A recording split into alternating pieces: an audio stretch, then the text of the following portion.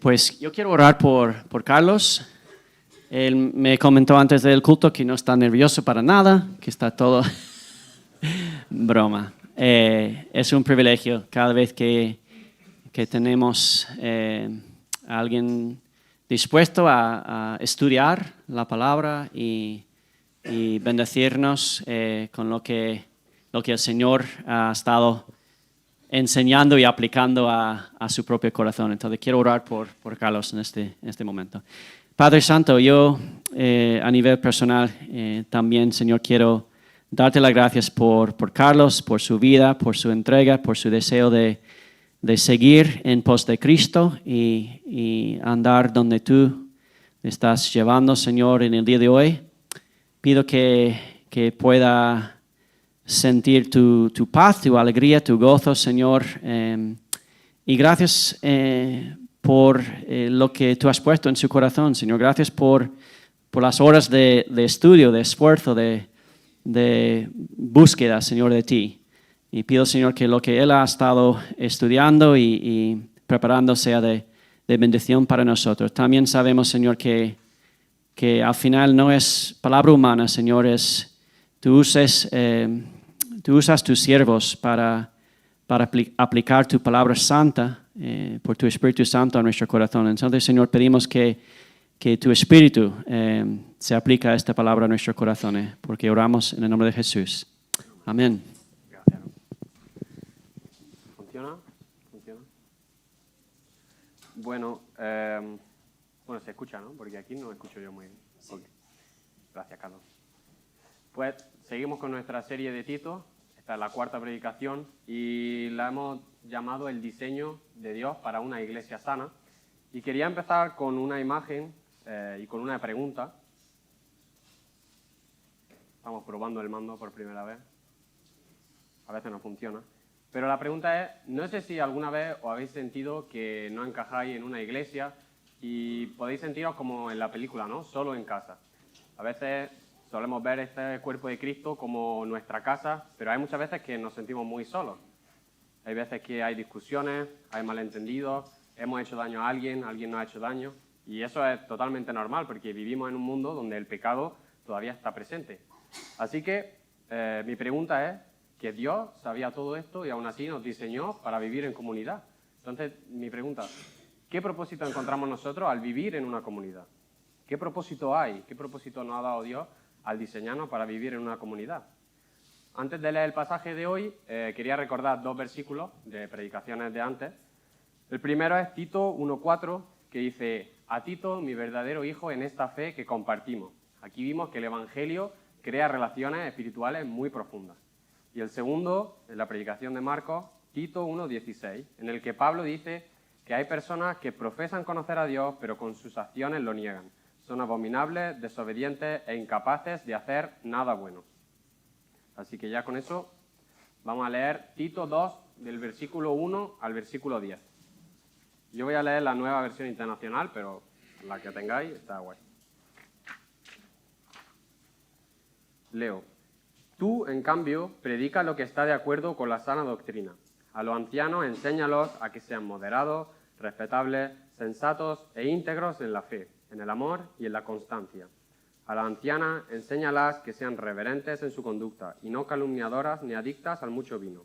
Deben enseñar lo bueno y aconsejar a las jóvenes a amar a sus esposos y a sus hijos, a ser sensatas y puras, cuidadosas del hogar, bondadosas y sumisas a sus esposos, para que no se hable mal de la palabra de Dios. A los jóvenes, exhórtalos a ser sensatos. Con tu buena obra, dales tú mismo ejemplo en todo.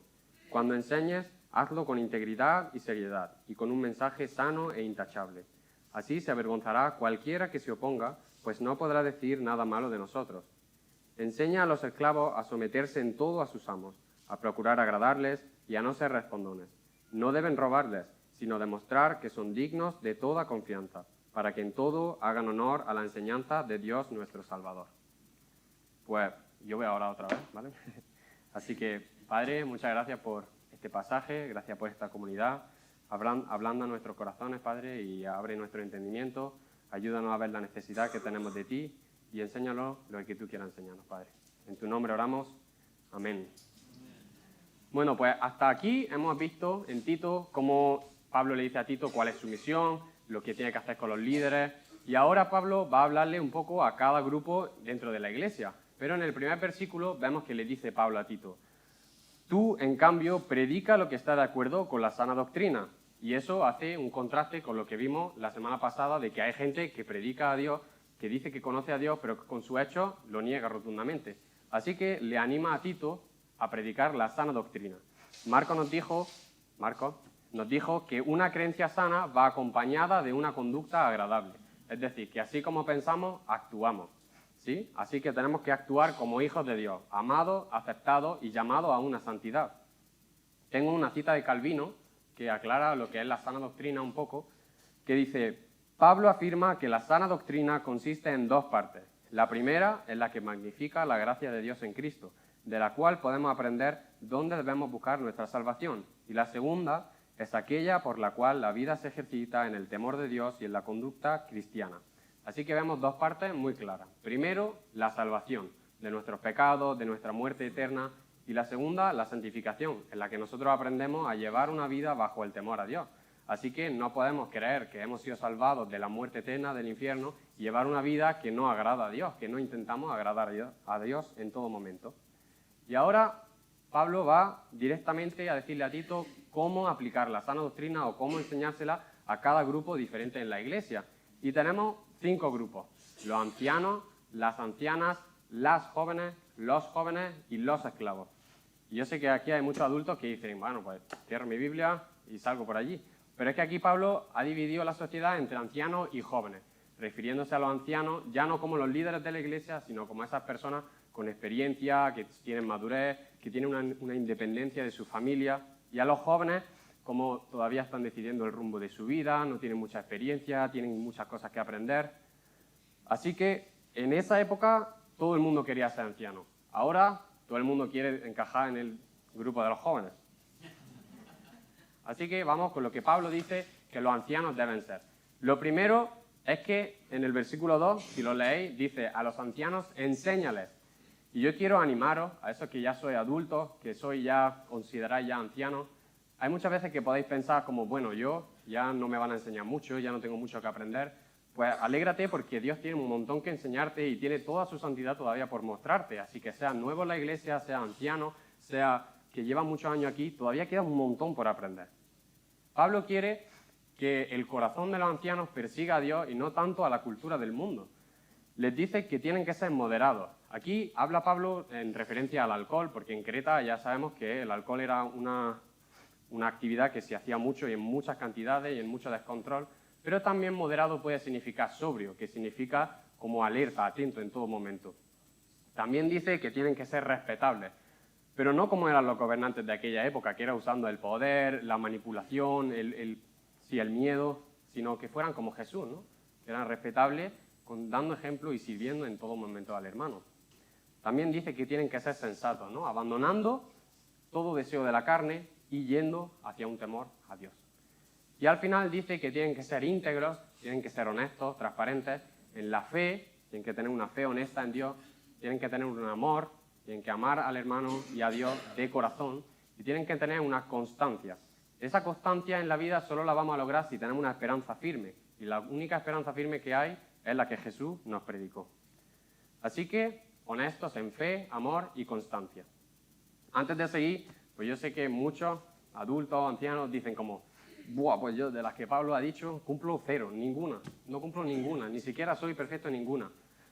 Ahora, aquí entra lo que ya algunos sabemos del ya y el todavía no del Evangelio. Somos salvos, somos santos, porque las obras de Cristo aplican a nosotros. Entonces Dios nos ve sin mancha y si morimos vamos a estar en una eternidad con Dios. Pero aquí todos estamos luchando con el pecado. Ese es el todavía no del Evangelio. Así que esto no tiene sentido si fueran mandamientos de si cumple esto, esta iglesia bien. Si no cumple, no.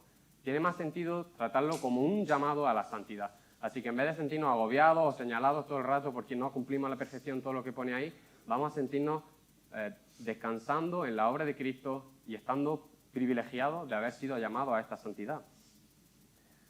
Ese era el primer grupo, los ancianos. Ahora, en el versículo 3, hablamos de las ancianas. Recuerdo que no significa mujeres mayores de 65 años, sino mujeres que ya son maduras, con experiencia, independientes. Y quería decir que en el original Pablo usa mucho la palabra asimismo en las epístolas pastorales cuando habla de un grupo y luego pasa al otro. Dice, este grupo, asimismo, el otro grupo, Así que, si tienes la Reina Valera, puedes leerlo ahí, asimismo. Así que esto nos enseña que aunque cada grupo tiene su función en la iglesia, la santidad a la que estamos llamados es la misma. Las ancianas lo primero que van a aprender es a ser reverentes en su conducta. Yo quiero leer un pasaje muy famoso, seguro que muchos aquí saben de memoria, Filipenses 2, 7 y 8. Dice, aquí está hablando Pablo de Jesús, ¿vale? Por el contrario, Jesús se rebajó voluntariamente, tomando la naturaleza de siervo y haciéndose semejante a los seres humanos. Y al manifestarse como hombre, se humilló a sí mismo y se hizo obediente hasta la muerte y muerte de cruz. Yo creo que muchos aquí sabemos este versículo casi de memoria, pero lo que normalmente olvidamos es que Pablo dice esto como un ejemplo de lo que estaba pidiendo antes, que era que nosotros como hermanos tenemos que considerar a los demás hermanos como superiores a nosotros mismos. Es decir, una actitud reverente. Así que Pablo aquí lo señala a la anciana, pero ya hemos visto que en otras cartas nos lo dice a todos. Una actitud reverente hacia el Padre y hacia los hermanos. Después hemos leído que las ancianas no deben ser ni calumniadoras ni adictas al vino. Esas actividades eran muy practicadas en la cultura de Creta, eran adictas al vino, tomaban alcohol en muchas cantidades y eran calumniadoras, que significa hablar mal de alguien para señalarlo a su espalda. Y yo, viendo la cultura de hoy en día, yo veo que seguimos luchando con los mismos pecados. Si seguimos leyendo, deben enseñar lo bueno. Vemos el primer enlace entre dos grupos de la iglesia, las ancianas y las mujeres jóvenes. Vemos que las ancianas tienen que enseñar lo bueno a las mujeres jóvenes. Ahora, si eres una mujer joven, no debes aprender estas virtudes de mí. Yo solo quiero explicar un poco lo que Pablo dice. Eso deberías aprenderlo de alguien normalmente mayor, más madura que tú, porque esas son las que Dios va a usar para enseñarte lo que es bueno. Mi objetivo ahora solo es acercarte a la Biblia y animarte a que la leas más, porque eso es lo que necesitas, lo que yo necesito y lo que todos aquí necesitamos. Un pequeño apunte sería que una mala noticia, todo lo que se va a decir de las mujeres jóvenes también aplica a las ancianas, porque si tienen que enseñar algo, ellas tienen que ser ejemplo en eso. Pablo es muy pesado con eso en todas sus cartas. Así que vamos con las mujeres jóvenes. Hay alguna virtud que ya se repite, como la sensatez, que luego en los jóvenes varones vamos a entrar más en profundidad y eso nos sirve para explicar lo que aquí dice, no tenemos que explicarlo dos veces. Luego también vemos la pureza, que eso no solo se refiere a una pureza sexual, sino, y me refiero a que no se habla solo de la pureza sexual, pero en aquella cultura la pureza sexual era algo que no abundaba y, otra vez, en nuestra cultura tampoco. Pero mi pregunta leyendo esto era que por qué en los versículos 4 y 5 se hace tanto llamado a la santidad dentro del matrimonio. Yo he puesto en orden lo que Pablo dice, vemos que la primera, la última, incluso las que hay en mitad, también aplican a las que están solteras, pero hace un gran énfasis en el matrimonio. ¿Por qué? Bueno, pues viendo el Nuevo Testamento vemos que las mujeres en aquella época no tenían muchas libertades y habían cogido el Evangelio para tomarse libertades que no les correspondían. Vemos que muchas personas, no solo las mujeres, habían entendido mal lo que era la libertad en Cristo. Y Pablo rebatía eso en muchas de sus cartas. En Gálatas 5:13 vemos, os hablo así, hermanos, porque habéis sido llamados a ser libres, pero no os valgáis de esa libertad para dar rienda suelta a vuestras pasiones. Más bien, servíos unos a otros con amor. Tenemos que entender que Dios nos ha dado una libertad, pero esa libertad es del pecado, de la muerte, de nuestras cadenas. Esa libertad no es un libertinaje para que podamos hacer lo que nos dé la gana cuando nos dé la gana. Esto, hablando del matrimonio, también lo podemos ver en Efesios 21 en adelante, donde dice que el esposo y la esposa tienen que someterse uno al otro. La esposa tiene que someterse aceptando que el marido es la cabeza del hogar y el hombre tiene que someterse entregándose a ella como Cristo amó a la iglesia, es decir, entregándose al completo. Además de que las mujeres estaban tomándose demasiadas libertades, otra razón en esa cultura podría ser que las mujeres estaban convirtiéndose mucho antes que los hombres. Los hombres estaban enredados en líos de política, en líos de estatus, y las mujeres no eran consideradas profesionales en nada. Entonces estarían con mucha más tranquilidad hablando con sus amigas y eso crea un una apertura a nuevos pensamientos, a nuevas religiones. Así que muchas mujeres ya casadas se convirtieron a Cristo, es decir, tenían maridos que no eran cristianos. Así que Pablo hace un llamado a todas las mujeres, pero también pensando en aquellas con maridos no creyentes, en que, y esto quiero que quede claro, el hecho de que los demás no sigan o fallen en seguir la sana doctrina no nos da derecho a nosotros a fallar voluntariamente. El hecho de que los demás no quieran seguir la sana doctrina no nos da una excusa a nosotros para hacer lo que queramos. Eso no sería la sana doctrina.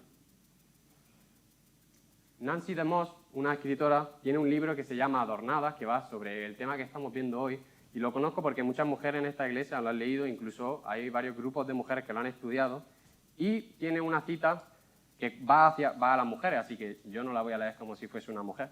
Dicen: vuestro llamado como sus seguidoras es hacer que su amor y su verdad sean visibles y creíbles, y hermosas a los escépticos que os observan. Esto es una tarea preciosa. Dios os está dando algo que es sumamente valioso para Él y está diciendo: toma, tienes que presentarlo al mundo. Te doy el valor y el privilegio de que lo presentes al mundo. Pero hermana, nadie nace sabiendo cómo hay que amar bien a un esposo, ni siquiera cómo hay que amar bien a un hijo, ni cómo ser bondadosa, ni cómo ser pura, sea soltera, sea casada. Y es por eso que Dios os ha regalado que os tengáis la una a la otra. Os tenéis la una a la otra para compartir cargas, para aprender de otras, para enseñar a otras, para dar ejemplo. Todo eso con una reverencia siempre hacia Dios y hacia vuestra hermana, para llevarla a los pies de Cristo, para ser imitadoras de Él, que fue perfecto en todo. Y por último, para terminar esta pequeña parte, Pablo dice: para que no se hable mal de la palabra de Dios. Yo aquí veo un gran amor de Dios porque nos está advirtiendo que nos guste o no nos guste, la gente que no es creyente no va a valorar la sana doctrina por lo razonable que sea, por lo lógica que sea o por lo bonita que parezca. La va a evaluar conforme a nuestro testimonio. Nosotros somos el examen que ellos miran y Dios nos está avisando que no infravaloremos el valor de nuestro testimonio. Esto lo dice a las mujeres, pero es algo aplicable a la vida de todos los que estamos aquí. El siguiente grupo es el de los jóvenes varones. Y hemos dicho que lo que hablemos aquí también va a aplicar a las jóvenes mujeres. Y solo dice una virtud. Y podéis decir como: bueno, dame la importancia. Al revés. Aquí vemos la gran importancia que tiene la única virtud que Pablo dice a los jóvenes: la sensatez. En aquella época, igual que ahora un poco, la juventud se veía como la vitalidad, la fortaleza, la aventura, el hecho de probarlo todo. Y Pablo hace un llamado un poco distinto. Llama a abandonar el descontrol del cuerpo y a tener un dominio propio. Dice que no hay que probarlo todo, que todo nos es lícito, pero no todo nos conviene. Tenemos que ser sensatos y vivir una vida plena. Y esa plenitud está dentro de Cristo, solamente dentro de Cristo. Yo tengo un versículo que a mí me anima mucho a ser sensato, que es 1 de Juan 2:13, que dice: os escribo, jóvenes, porque habéis vencido al maligno. Esto a mí me anima un montón porque veo que la santidad no es algo reservado a los ancianos, adultos, sino algo que es ya, sea lo pequeño que sea, es ya. La santidad, tu llamado a la santidad empieza ya. En cuanto ves la gran magnitud de tu pecado, la gran magnitud de la muerte eterna que te espera, cuando crees en el Evangelio, en Jesús resucitado, en que las obras de Cristo aplican a ti, cuando crees en eso, tu llamado a la santidad es ya. No tienes que esperar a que pasen unos años, ha empezado ya. Vivamos una vida con sensatez, porque tú puedes preguntar a muchos ancianos aquí, muchos adultos que te dirían: ¡buah! Ojalá yo hubiera podido ser creyente a tu edad, ojalá yo hubiera podido ir a la iglesia, no hubiera cometido un montón de errores que cometí, yo hubiera vivido una vida con sabiduría y no estaría ahora con tanta lucha. Así que somos unos privilegiados. Yo cada día estoy más y más agradecido a Dios del hecho de que mis padres se convirtiesen cuando yo era un niño, porque yo he podido ir a la iglesia, he podido aprender de Cristo, he podido aprender de Dios y he podido ver lo que es una vida con sabiduría. Luego es mi decisión, pero yo he tenido ese privilegio de crecer ahí. Así que a veces no lo valoramos, pero somos unos verdaderos privilegiados. Luego Pablo, en los versículos 7 y 8, da unas pequeñas pautas de cómo debe ser esa enseñanza que se le da tanto a los jóvenes mujeres como a los jóvenes hombres. Y yo aquí, viendo esas pautas, veo un gran amor de Dios y de Pablo hacia la juventud. ¿Por qué? Porque no quiere que se les confunda. no quiere que se les enseñe una cosa y luego hagan otra y los jóvenes se queden confundidos, no quiere que se les mienta, no quiere que se les trate con ligereza, como, bueno, mi hijo es que todavía es pequeño para entender, es que no va a saber. No, dice, enséñale con transparencia, con un mensaje sano. Está claro que depende de la edad, habrá que hablarle con palabras, con otras, pero la verdad tiene que ser siempre la misma, hermano. La verdad tiene que ser siempre la misma. Y para conocer la importancia de enseñar a la siguiente generación a temer a Dios, hay un libro en la Biblia que os animo a leer, que es Jueces. Ahí vemos, os lo resumo en un versículo, Jueces 2:10. Dice, también murió toda aquella generación y surgió otra que no conocía al Señor ni sabía lo que Él había hecho por Israel. Eso es lo que pasaba en Jueces, una y otra vez. Había una generación, tenían problemas, Dios los salvaba, morían y la siguiente generación no sabía qué había pasado, se metían en los mismos problemas, Dios tenía que venir otra vez, eso una y otra vez. Ahora, yo en mi estudio bíblico, un profesor hizo un apunte muy bueno, que era que aquí Dios no nos dice si es culpa de los ancianos o de los jóvenes. Nos dice si es que los ancianos no se pararon a enseñar o si es que los jóvenes no querían ni escuchar. Así que aquí vemos la importancia de las dos generaciones, tanto de tener un amor por enseñar como por recibir y querer aprender. Y Pablo dice que si hacemos eso, nadie que se oponga va a poder decir algo malo de nosotros. Y aquí tenemos la segunda advertencia de Dios. Oye, hay gente que quiere meter el dedo ahí, quiere meter el dedo en la herida, quiere decir algo malo de ti. Y Pablo dice, bueno, pues con que hagamos ejemplo de lo que predicamos, ya no van a poder decir nada malo.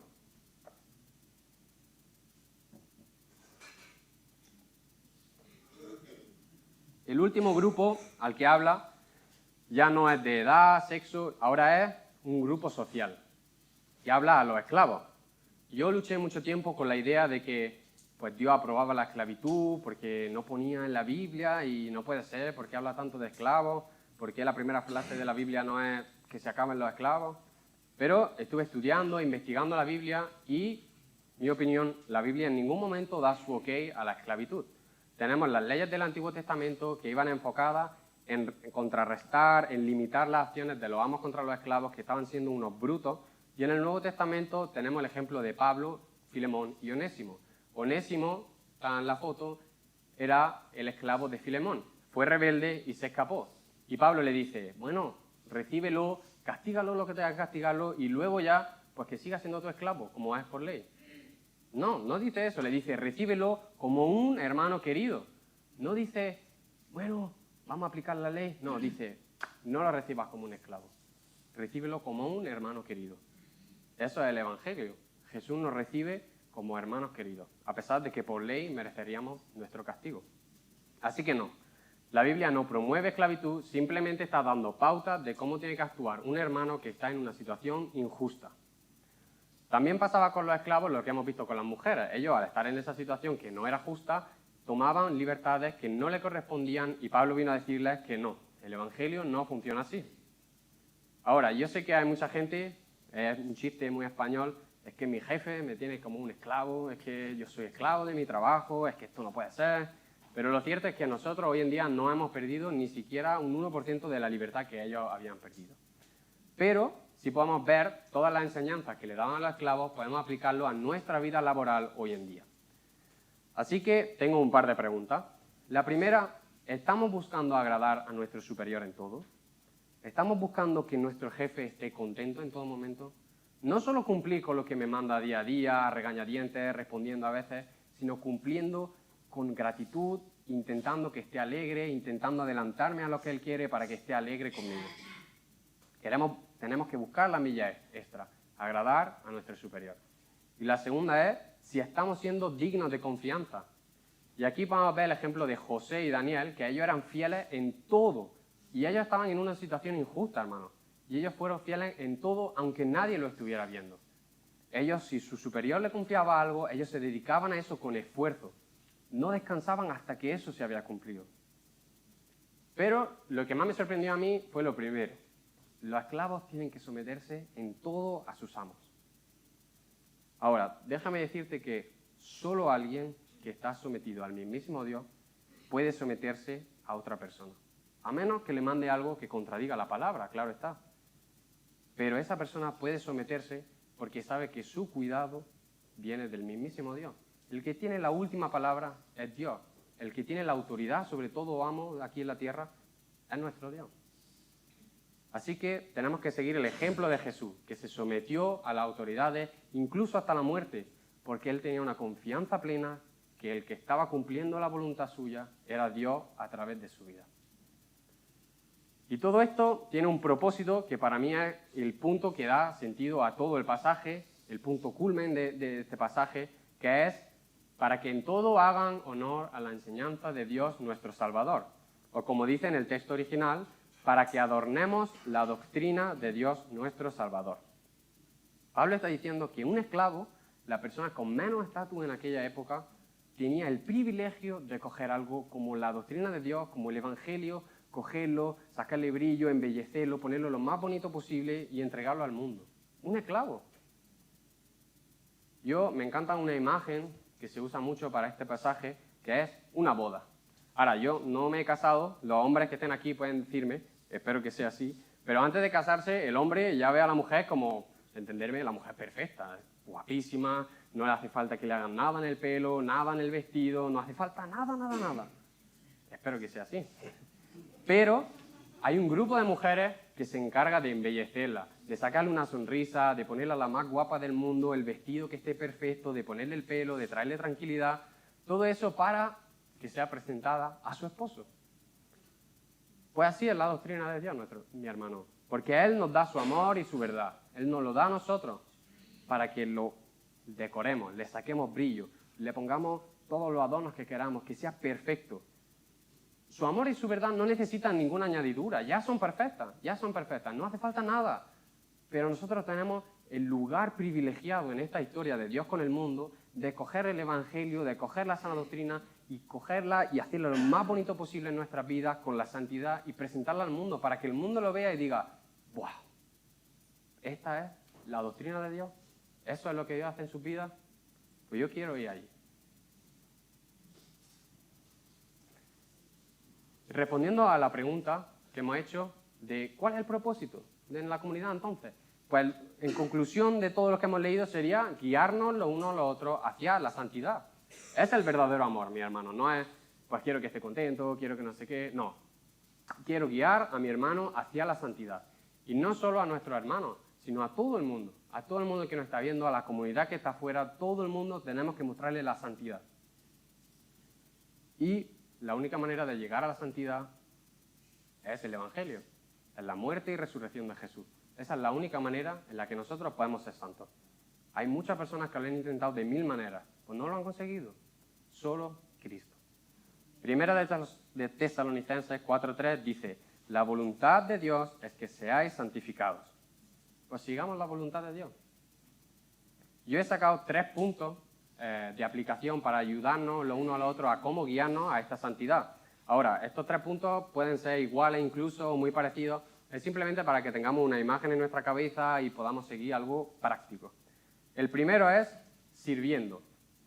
Los ancianos hemos visto que debían ser sanos en el amor, las ancianas debían ser reverentes, debían enseñar, una generación tenía que enseñar a otra, los esposos y las esposas debían someterse, los esclavos tenían que someterse a su amo, los jóvenes tenían que estar sometidos al temor a Dios.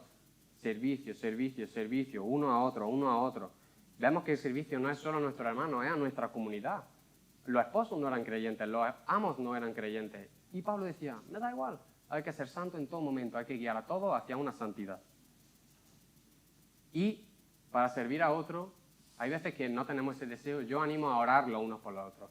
Cuando tengamos momentos de oración, oremos los unos por los otros, oremos por la comunidad que está afuera, que nos está viendo. La gente que no tiene todavía una Biblia o que no sabe de Dios, oremos por ellos y que tengamos un deseo de fuego a querer que los demás vean a Cristo.